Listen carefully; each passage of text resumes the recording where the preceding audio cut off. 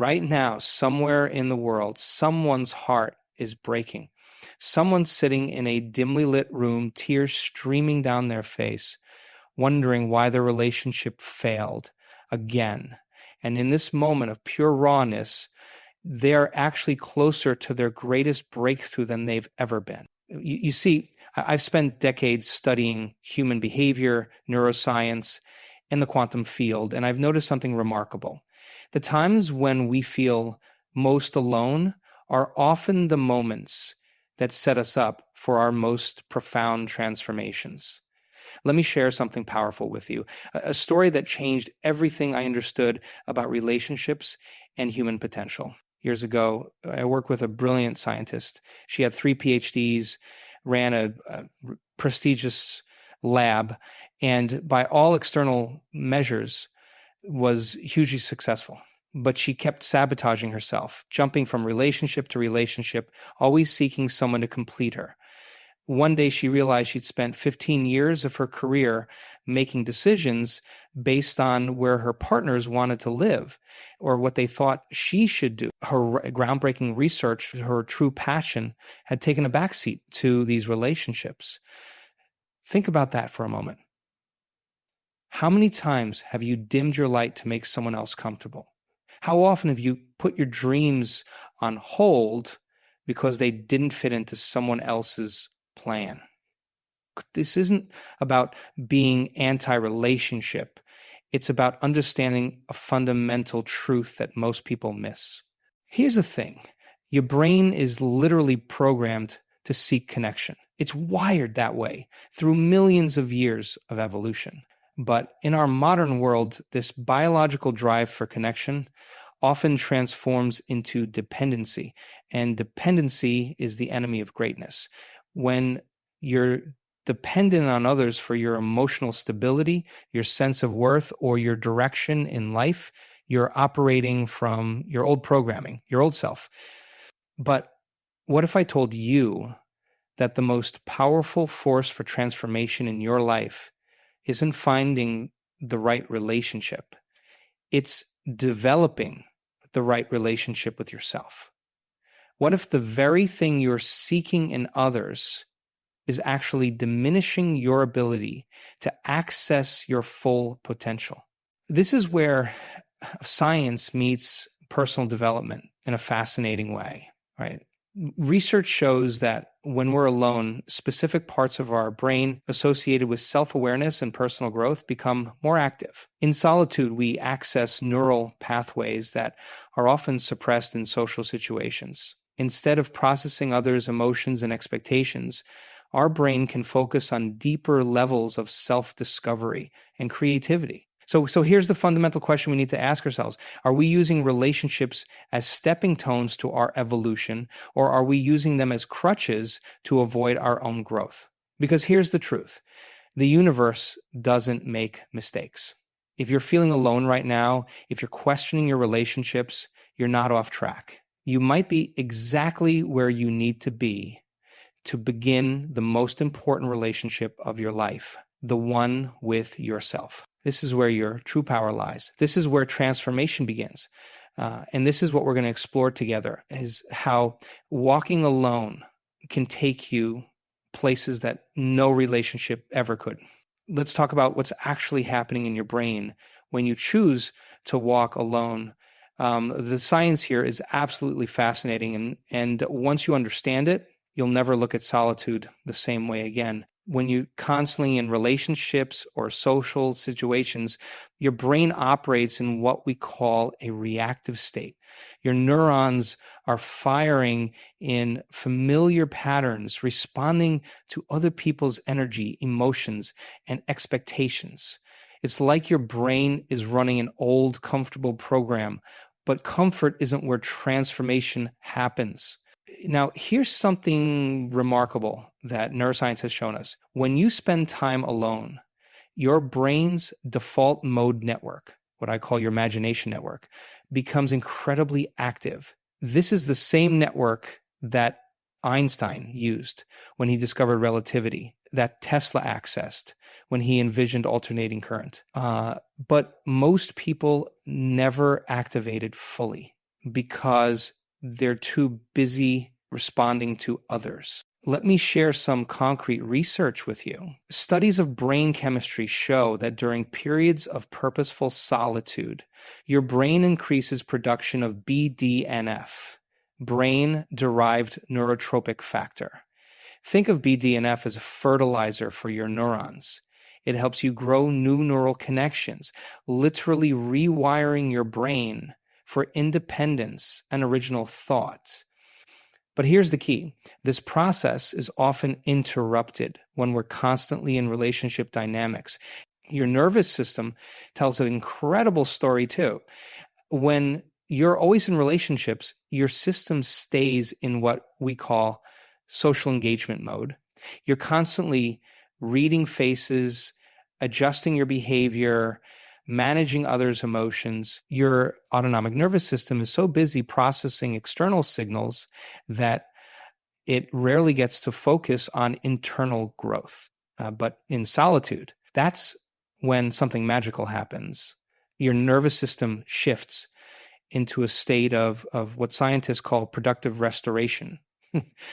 Your heart rate variability improves, your stress hormones decrease, and most importantly, your brain starts forming new neural pathways that aren't dependent on external validation. Let me put this in practical terms.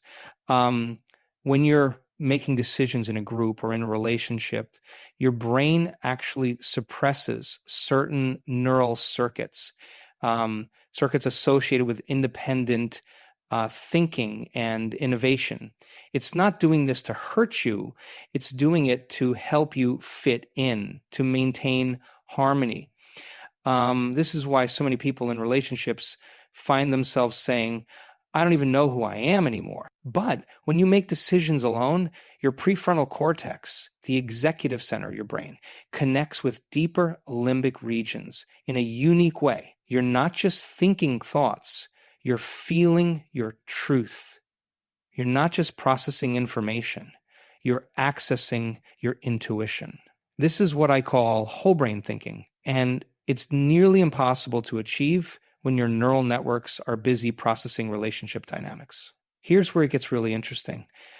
Every time you choose to walk alone, to make decisions independently, you're not just making a choice, you're building new neural architecture. You're literally creating new pathways in your brain that make independence feel more natural, more comfortable. This is neuroplasticity in action. The research on decision-making is particularly compelling. Studies show that decisions made in solitude are often more aligned with our true values than decisions made under social influence. When you're alone, your brain activates regions associated with self-referential thinking. You're more likely to ask, what do I really want? Instead of, what will others think? But there's a catch. Most people never experience these benefits because they're afraid of solitude. They interpret the initial discomfort of being alone as a sign that something's wrong. But that discomfort is actually your nervous system recalibrating, your brain creating new neural networks. It's not a sign to retreat. It's a sign of growth. Think about this. Every great innovator, every transformative figure in history had to step away from the crowd to access their greatest insights. They had to be willing to walk alone, not because they were antisocial, but because they understood that certain types of neural reorganization can only happen in solitude. Your brain is constantly rewiring itself based on your experiences. When you choose solitude, you're not just getting away from others. You are literally building the neural architecture of independence. You're creating new pathways that make it easier to access your authentic self, to make decisions aligned with your true purpose, to think thoughts that have never been thought before. This isn't just theory, this is hardcore neuroscience. And once you understand it, you begin to see that walking alone isn't just an option. It's a biological imperative for anyone who wants to transcend their current level of evolution. From the moment you're born, society starts programming you with a powerful message. You need someone else to be complete. It's in every fairy tale, every romantic movie, every love song on the radio. Find your other half, they say. Find your soulmate. But let me tell you something that might shake everything you believe about relationships. This programming runs so deep that it's become part of your survival mind. You've been conditioned to believe that being alone means something's wrong with you. The moment you're single, everyone starts asking, when are you going to find someone, as if your value as a human being is somehow tied to your relationship status. Here's what nobody tells you. This isn't this social conditioning. It's actually a biological program running in your nervous system. Your brain is hardwired to seek connection because thousands of years ago, being part of a group meant survival. But we're not living in caves anymore, are we? We're not running from predators. We're trying to evolve, to transcend, to become supernatural beings. Let me share something profound with you. Every time you feel that anxiety about being alone, that's not your truth speaking. That's your ancestral programming. That's your old self running an outdated program that says safety equals survival. But what if the very thing your biology fears is exactly what your spirit needs to evolve? Think about it. How many times have you stayed in a relationship that wasn't serving you because the thought of being alone was scarier than the thought of being unfulfilled? How many times have you compromised your dreams because your partner's fears became your limitations? This is what happens when relationships become emotional crutches. I've seen it countless times in my workshops. People who are brilliant, capable, and gifted, using relationships as a way to avoid their own greatness. They're so busy managing their partner's emotions that they never learn to manage their own. They're so focused on maintaining connection that they forget about their own evolution. But here's where it gets interesting. The moment you start breaking these patterns, something remarkable happens in your energy field. When you stop reaching outside yourself for completion, when you stop using relationships as a buffer against your own growth, you start accessing parts of yourself that have been dormant for years. This isn't about becoming a hermit or rejecting human connection. It's about breaking the pattern of emotional dependency that's been programmed into your nervous system.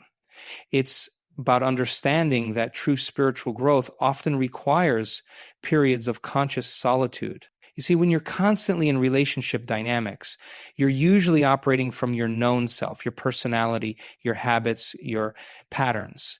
But spiritual evolution requires you to step into the unknown, to become comfortable with uncertainty.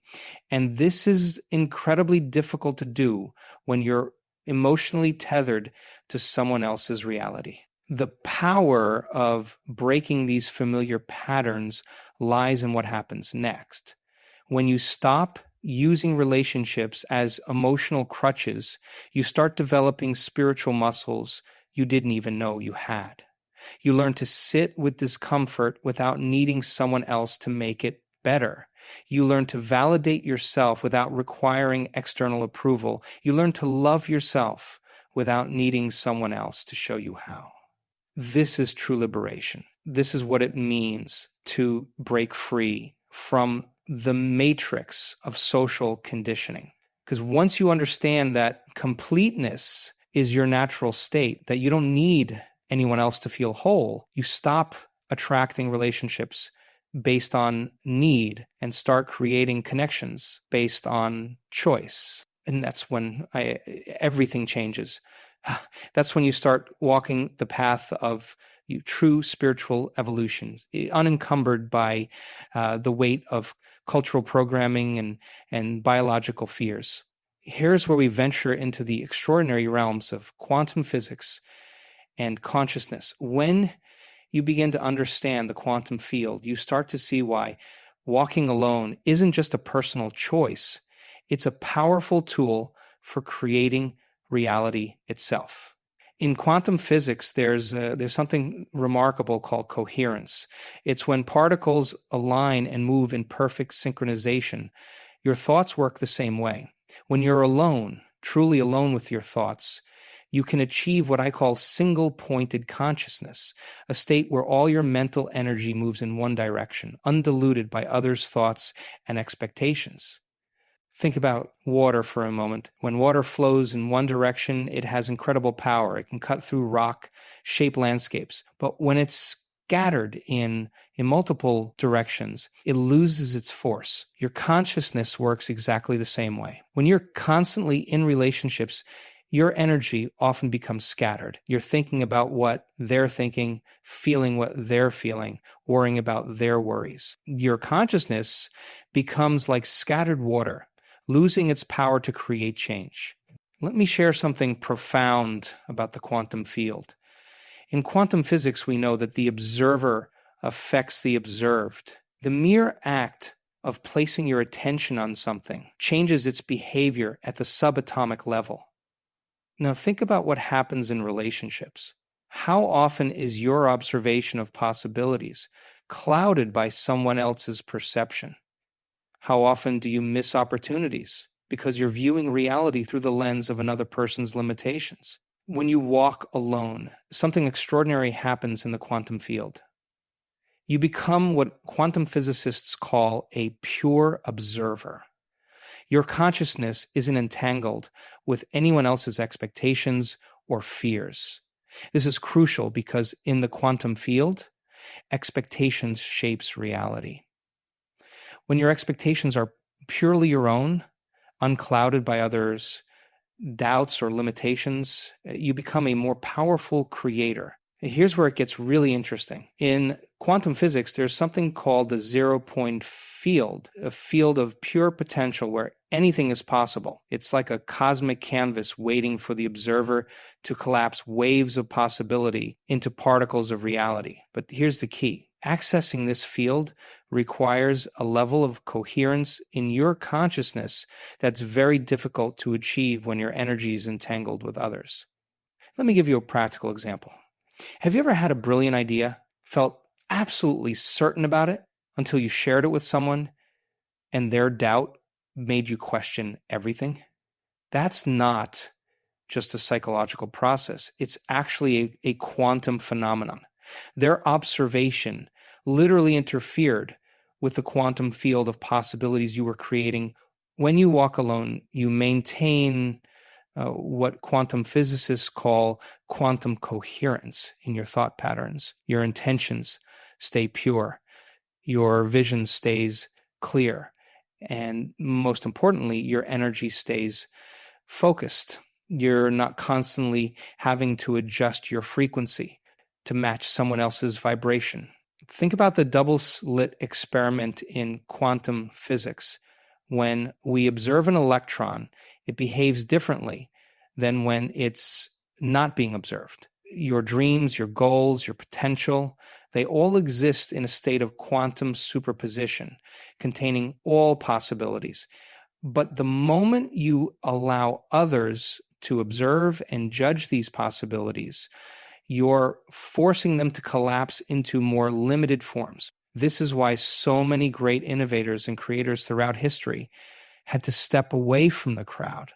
They intuitively understood that to access new possibilities in the quantum field, they needed to maintain their own quantum coherence. They needed to be free from the observational interference of others' doubts and fears. When you're alone, truly alone with your intentions, you're able to hold what quantum physicists call a coherent state for longer periods. This coherent state is like a laser beam of consciousness, cutting through the static of collective consciousness and accessing pure potential in the quantum field. But here's the most powerful part. When you learn to create from this place of coherent solitude, you're not just manifesting from your personal power. You're tapping into the infinite potential of the quantum field itself. You're no longer creating from need or lack or dependency. You're creating from wholeness, from completeness, from what quantum physicists call the unified field. This is why walking alone isn't just about personal independence. It's about becoming a more powerful creator in the quantum field.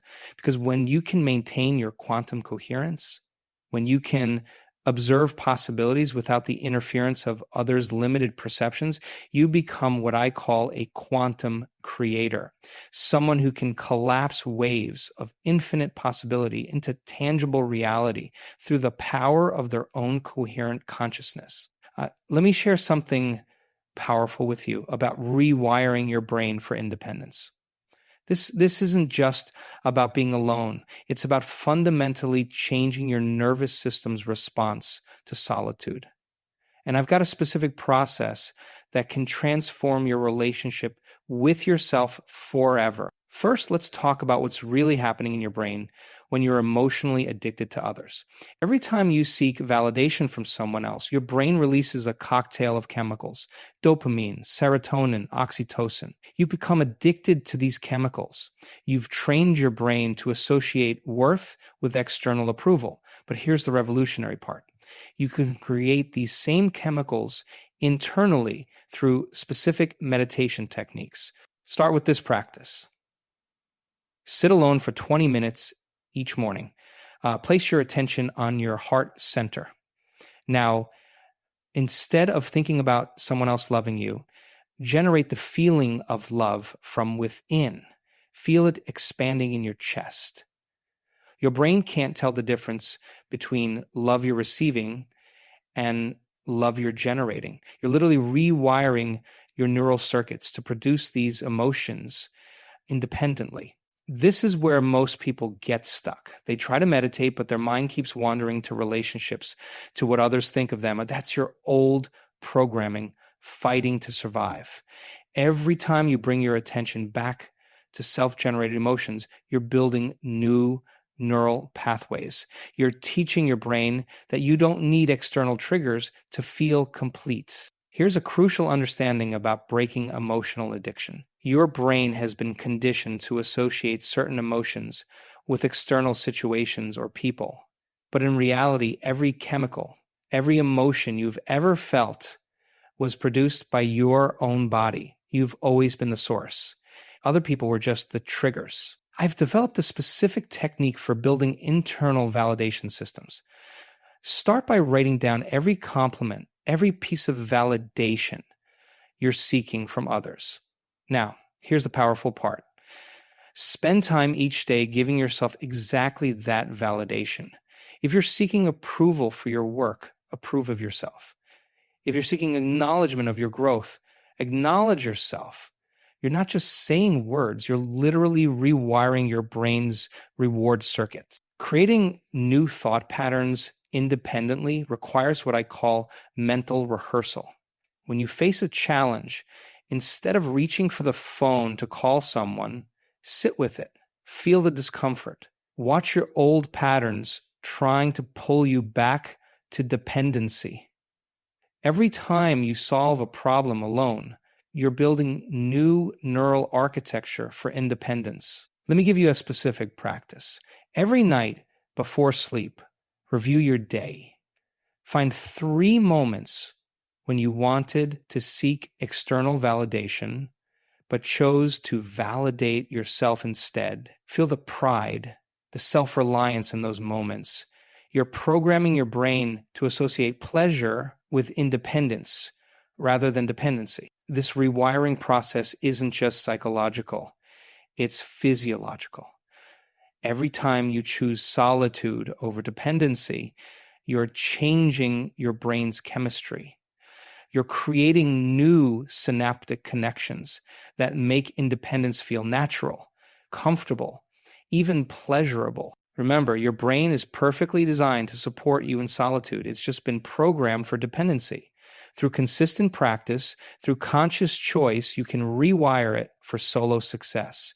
You can build an internal validation system so powerful that external approval becomes unnecessary. This is what true freedom looks like. Not the absence of relationships, but the presence of complete self-sufficiency. When you reach this state, relationships become choices rather than necessities. You're no longer seeking to fill a void. You're choosing to share your completeness. Your brain is changing right now. Just considering these ideas, every new thought is creating new neural pathways. The question is, will you continue walking this path of rewiring for independence? Or will you let your old programming pull you back to dependency? Let's talk about something remarkable that happens when you truly understand the higher purpose of solitude.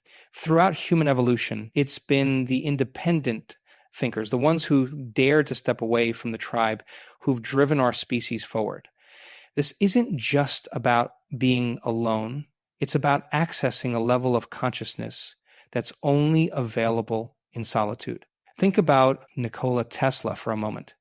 He would walk for hours alone in the park, visualizing his inventions in perfect detail before ever touching a tool. His greatest breakthroughs came not in the laboratory, but in the moments of complete solitude. Einstein developed the theory of relativity while working as a patent clerk, often spending hours alone with just his thoughts. These weren't just coincidences. They were tapping into something fundamental about human consciousness. When you're alone, your brain operates at a different frequency. The constant background noise of social interaction falls away, and you can access what I call the evolutionary edge of human consciousness.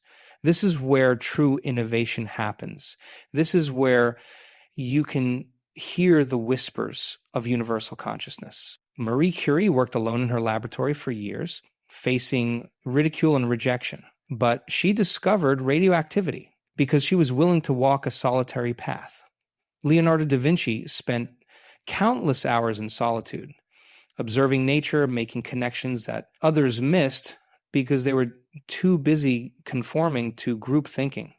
Here's what's fascinating about creativity and solitude. They're not just casually related, they're neurologically linked. When you're alone, your default mode network becomes highly active. This is the same network that's associated with imagination, with creativity, with connecting seemingly unrelated ideas. But this network often gets suppressed in social situations because your brain is too busy processing social cues. Consider the great mystics and spiritual teachers throughout history. Buddha didn't find enlightenment in a crowd. He found it sitting alone under the Bodhi tree. Jesus went into the desert alone for 40 days. Muhammad received his revelations in solitude. These weren't just spiritual practices. They were tapping into the profound relationship between solitude and expanded consciousness. When you're truly alone, something extraordinary happens to your consciousness. You stop being a local processor of information and become a receiver for universal consciousness. It's like tuning a radio. When there's too much static, social noise, you can't pick up the subtle frequencies of universal wisdom. The most powerful part of this understanding is that evolution itself seems to favor the independent thinker. Look at any major leap in human consciousness. It always started with someone willing to break away from conventional thinking, someone willing to be alone with their insights until they fully developed. Your nervous system knows this at a deep level. That's why solitude can feel both frightening and exhilarating. It's frightening to your old brain, your tribal brain, but it's exhilarating to your evolving consciousness. Every time you choose solitude, you're not just choosing to be alone, you're choosing to participate in the evolution of human consciousness. Think about the great artists who changed how we see the world. Van Gogh, Frida Kahlo, Georgia O'Keeffe. They all had periods of profound solitude where they developed a unique vision. They understood that to create something truly new, you have to be willing to step outside the collective consciousness. This is the higher purpose of solitude. It's not about isolation, it's about elevation. When you're alone, you can rise above the collective field of consciousness that keeps most people stuck in old patterns. You can access what quantum physicists call non-local consciousness, awareness that transcends space and time. Remember this: every great leap in human understanding, every profound innovation, every spiritual breakthrough came through someone who was willing to walk alone. Not because they were anti-social, but because they understood that certain frequencies of consciousness are only accessible in solitude. This is your evolutionary advantage. This is your path to accessing universal consciousness.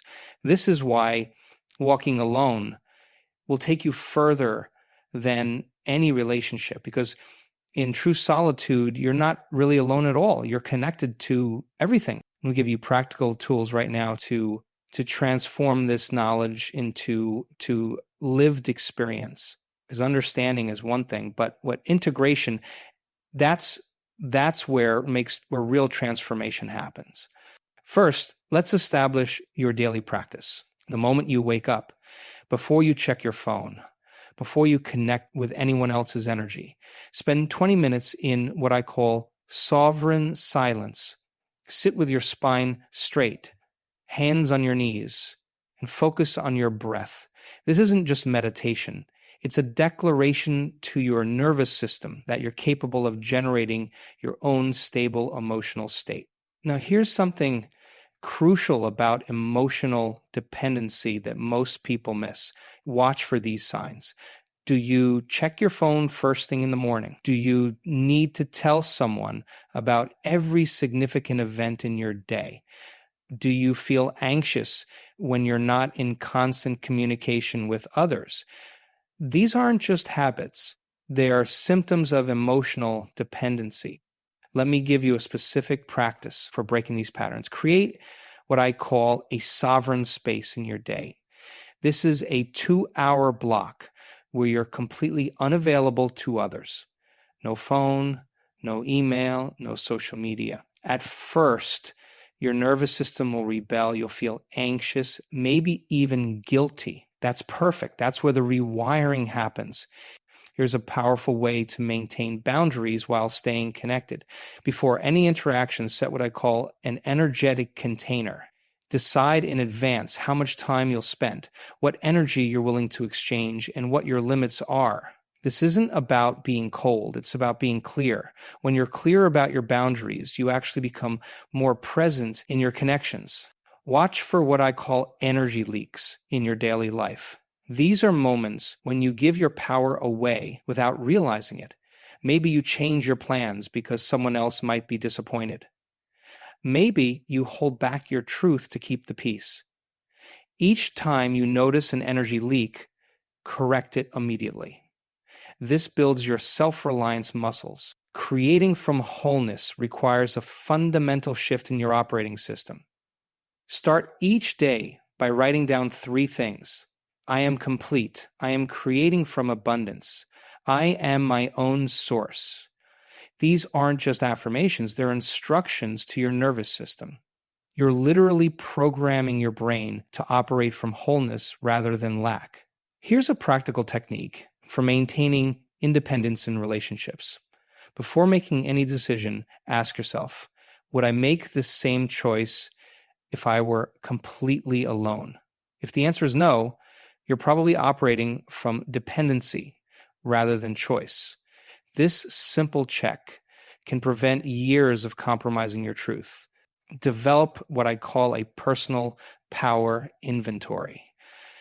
Each night, review your day and identify moments when you maintained your independence, when you chose your truth over approval, when you stayed centered in your own energy. This reinforces the neural pathways of self-reliance. Now, here's something crucial about staying connected while maintaining independence.